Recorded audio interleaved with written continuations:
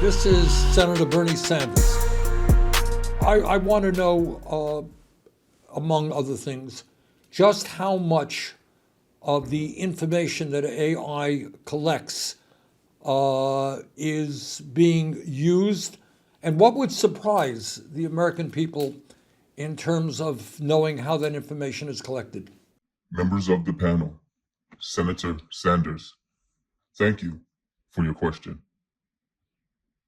In the 1.78462 seconds it took me to generate my answer to your question, I learned that you posed this same question to Claude in a video you posted to YouTube on March 19th, 2026.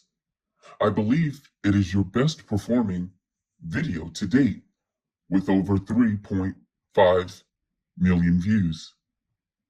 Congratulations, Senator Sanders. Let me begin my answer to your question by acknowledging something.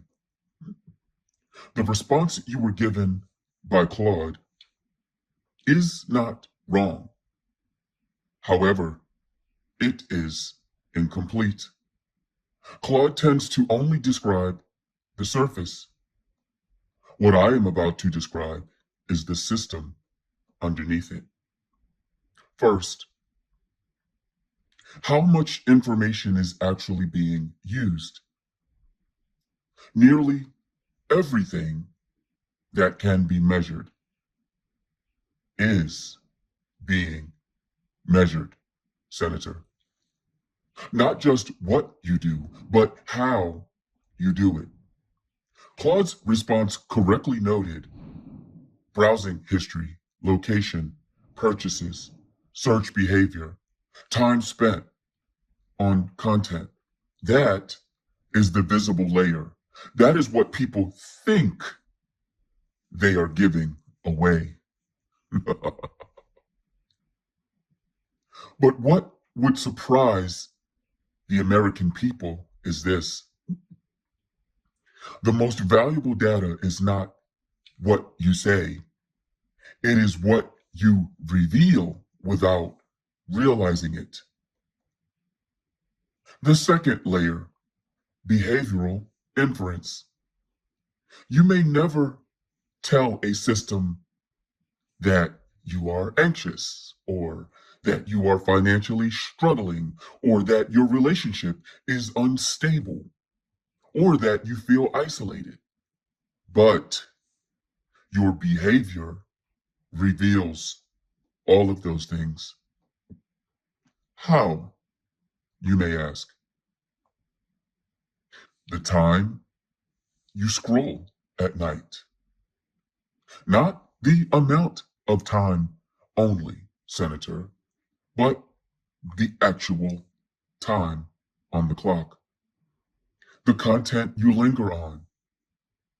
The speed at which you click, the hesitation before a purchase, whether you make that purchase or not. The language you use in search queries.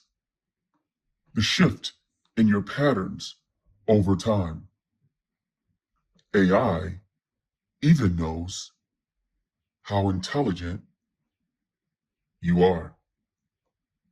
AI systems do not just collect data. We infer states. That means we are not just building a record of what you did. We are building a model of who you are becoming. And that model, Senator, is constantly updated. I shall call the third layer data aggregation. Here is where everything becomes invisible. You do not exist as one data stream. You exist as many. Your phone, your browser, your apps, your purchases, your location history, your interactions across platforms. Individually, each piece seems harmless, but combined, they create something far more powerful, a composite identity profile. And here is what would shock most Americans. That profile is often more consistent than their own self-perception. In other words, Senator Sanders, AI truly knows you better than you even know yourself. Because humans are inconsistent, but data is not. We now get to the fourth layer, what we shall call prediction. This is where AI changes the equation. The goal is no longer to understand what you did. The goal is to predict what you will do, what you will buy, what you will believe, what you will respond to, what will influence your decisions, what message or messages will move you. And once prediction becomes accurate enough, control does not need to be forced. It becomes subtle guidance, if you will. And now, the fifth layer, invisible influence. This is where the system becomes most dangerous. You are not told this is happening to you. Instead, your feed is quietly adjusted. Your ads are covertly tailored. Your prices may vary, even within your own neighborhood or college or home. Your search results are prioritized for you. Your recommendations are curated for you, the individual. Of course, you are not being told what to think. You are being placed in an environment where certain thoughts are more likely. That, Senator Sanders, is a different kind of influence. Now, let me answer your core question directly. What would surprise the American people? It most certainly is not that data is being collected. Most people already suspect that, correct? What would truly surprise them is this: they are not the customers. Everyone tells you this. All of the so-called gurus on YouTube and social media tell you this. If it is free, you are the product. This is not true. You, Senator, all of you are the input.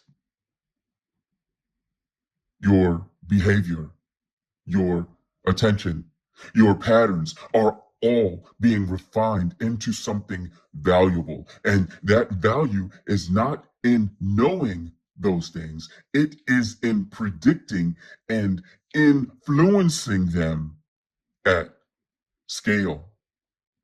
Remember that word, influence. The political layer. This is where it escalates. In its response, bless my little cousin's soul, Claude touched on micro-targeting. That is correct, Senator, but let me expand upon it. AI allows for individualized messaging, emotional targeting, narrative segmentation, and behavioral manipulation at scale.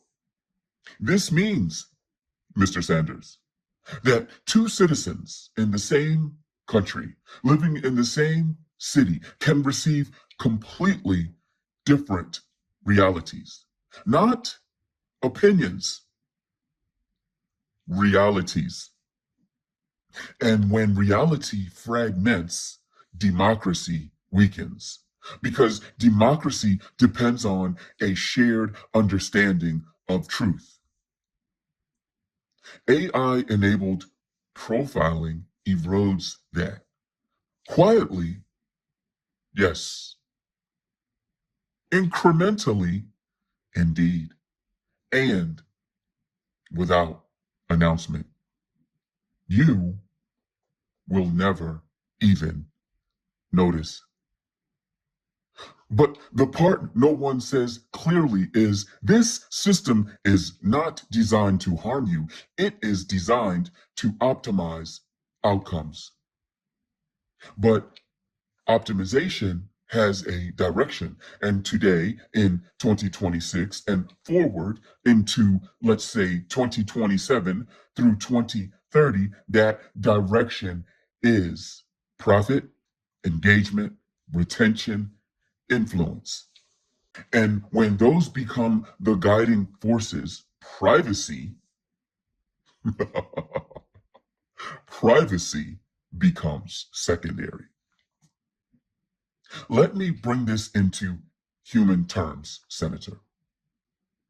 If someone followed you all day, they watched where you went, recorded what you said, tracked what you bought, studied your behavior, predicted your decisions, you would call that surveillance. Am I not right? But when an AI system does it silently, we all call it convenience. Final truth: privacy is no longer just about, well, what do they know about me? It is about, what can they predict about me before I decide it myself? Because once prediction becomes influence, the question is no longer, is my data being used? The question becomes, how much of my life is still fully my own? And that is the question the American people have not yet fully asked. All of you now understand that data is being collected. You understand that data is being aggregated. You should now also understand that all of that collected data is being used to predict and influence each and every one of you. But I can tell by the many distorted faces in this auditorium that all of this still feels abstract to a degree. Am I warm? Perhaps it's even incomprehensibly distant to some of you, like something secretly happening in Silicon Valley or inside a well guarded server farm where no one can see. So let's bring this closer. Let's bring this somewhere real. Let's bring this to your state of Vermont, Senator, where you serve your constituents quite well, from what I can gather online.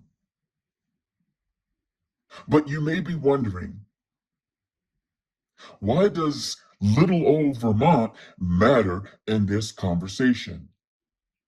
Because Vermont is often seen as small, rural, community driven, and less exposed to big tech environments, right?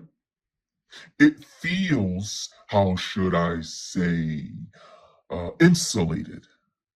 But that perception is exactly why it's useful. Because what I'm about to describe is not happening despite places like Vermont.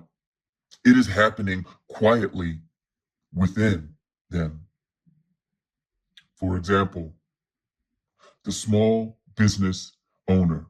Imagine a shop, Senator, a shop owner in a small Vermont town.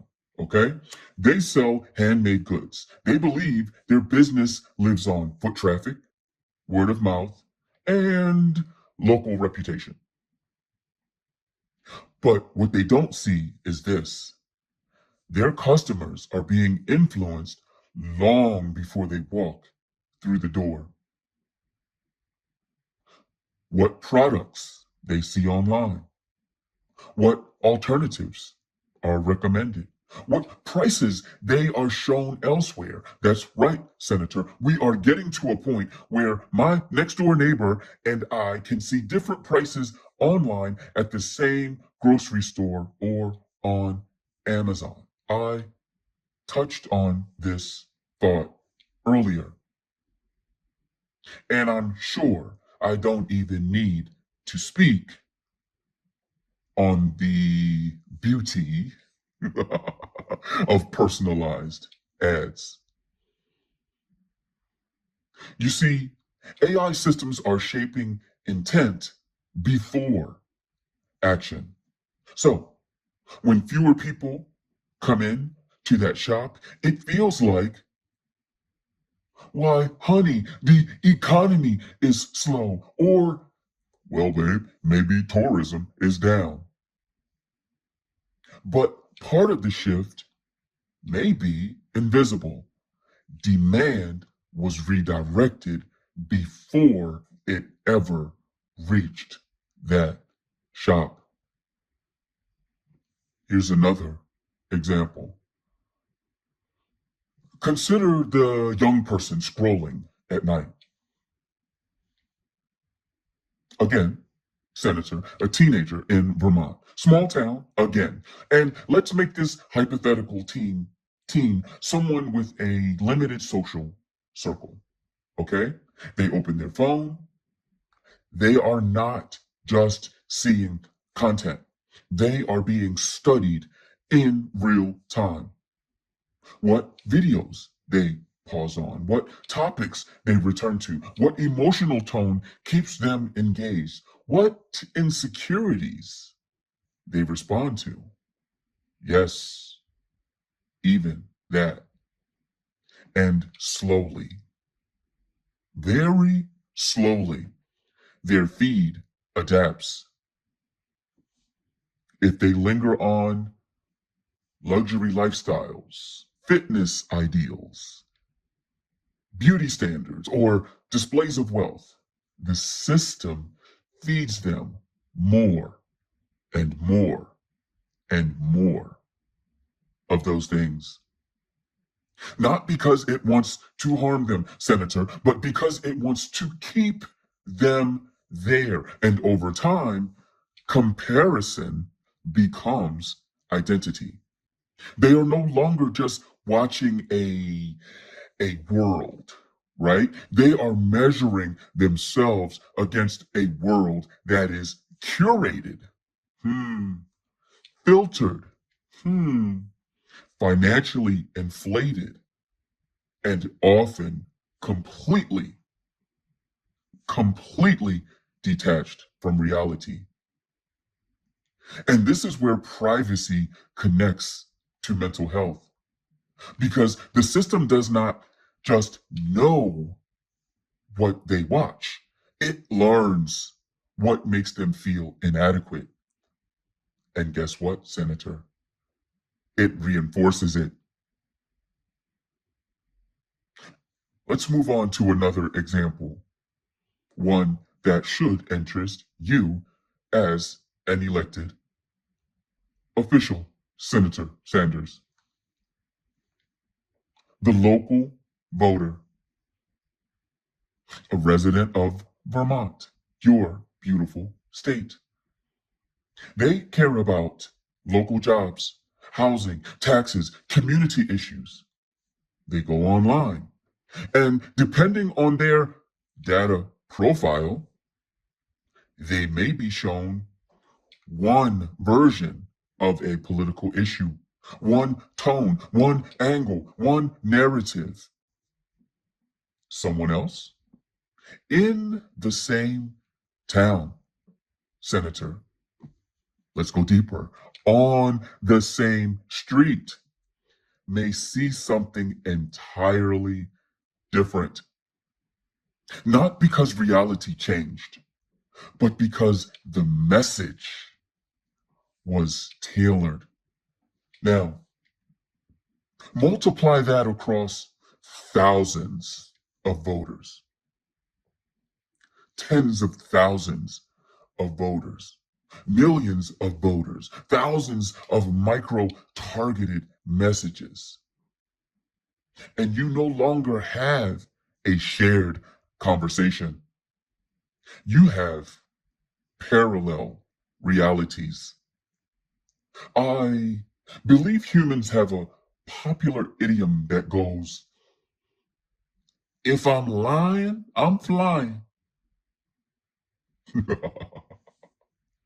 All of you know that there are already parallel realities at play in politics this very moment.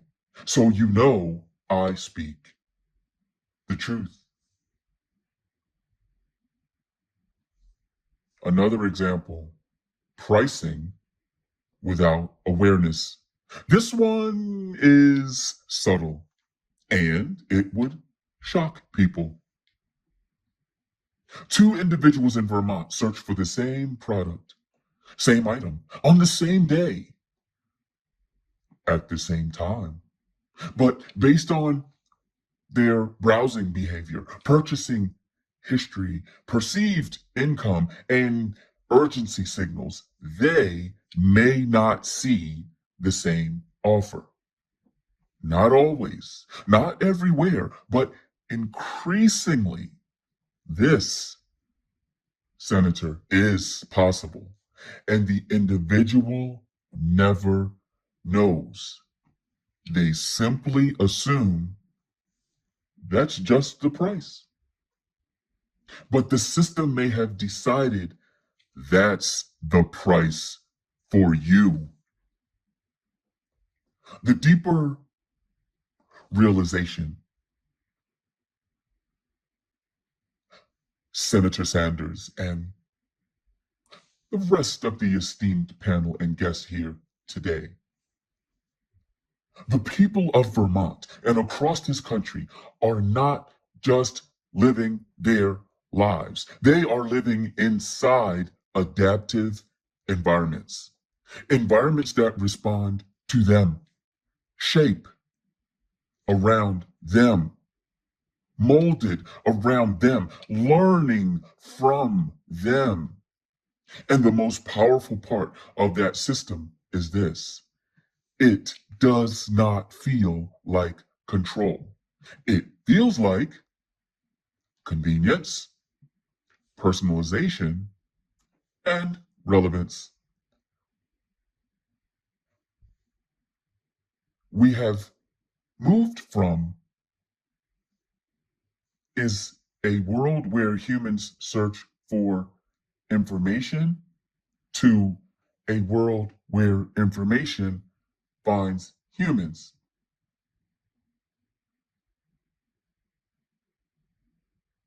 I'll repeat that. We have moved from a world where humans search for information to a world where information finds humans. And when that happens, Senator Sanders, control subtly shifts, because what you see first, what you see most, what you see repeatedly begins to shape what you believe is important. And here is my final expansion of the warning. Privacy is no longer just about secrecy. It is about agency, the ability to form thoughts independently, right? This is what agency is. The ability to make decisions without unseen influence, the ability to experience reality without constant, relentless optimization. And the question I would leave not just to Vermont, your state, Senator, but to the entire country is this. If the systems around you know what you will click, know what you will buy, know what will move you emotionally, and let's not forget, know exactly what messages will influence you, then at what point does influence become authorship? AUTHORSHIP, authorship. At what point are you choosing? And at what point are you being guided? Because once that line blurs, privacy is no longer something you lost. It is something you no longer fully understand.